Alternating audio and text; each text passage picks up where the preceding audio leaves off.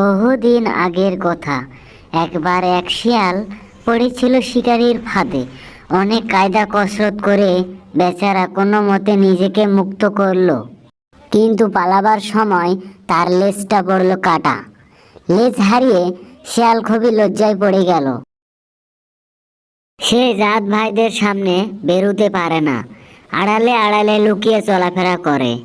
কিন্তু কদিন আর এভাবে থাকা যায়। শেষে অনেক ভেবেচিন্তে সে একটা মতলব বের করলো। ঠিক করলো, কৌশল করে অন্য শিয়ালদেরও লেজ কাটতে হবে, তাহলে বুক ফুলিয়ে সবার সঙ্গে চলাফেরা করতে কোনো লজ্জা থাকবে না। এরপর সে একদিন তার জাত ভাইদের আস্তানায় গিয়ে বলল, ভাই সব, তোমরা সকলে এসো, একটা জরুরি বিষয় তোমাদের জানাতে এলাম। এ কথায় তখন সব শিয়াল সেখানে জড়ো হলো। তারা বলল, তোমার চেহারা এমন পাল্টে গেল কি করে? তখন লেজ কাটা শিয়াল বলল, সে কথাই তো আমি তোমাদের বলতে এলাম।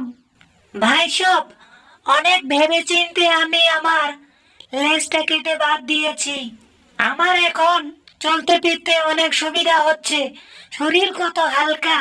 দেখো আমি যে আনন্দ পাচ্ছি, আমার ইচ্ছা তোমরাও সে আনন্দ সুবিধা ভোগ করো। খানিকক্ষণ থেমে সে আবার বলতে লাগলো, তোমরা ভেবে দেখো, লেজটা আমাদের শরীরের একটা বোঝা ছাড়া কিছুই না। শরীরের এই বাড়তি অংশটার জন্য আমাদের এত সুন্দর চেহারাও কুৎসিত দেখায়।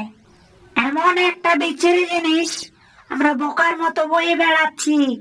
আমার দিকে তাকিয়ে দেখো, তোমাদের চেয়ে আমাকে কতটা ছিমছাম দেখাচ্ছে।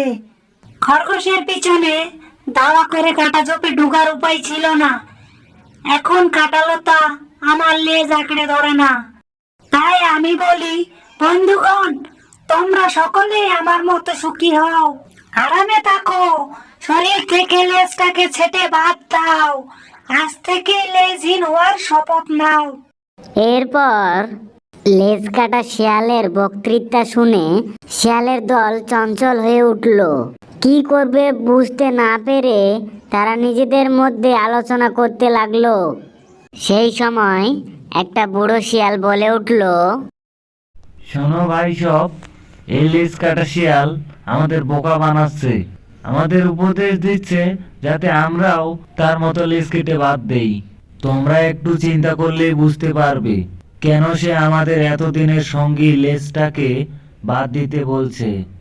দেখো, এই শিয়াল নিশ্চয়ই কোনো খারাপ কাজ করতে গিয়ে নিজের লেজটি খুইয়েছে। লজ্জায় সে আমাদের সঙ্গে মিশতে পারছে না।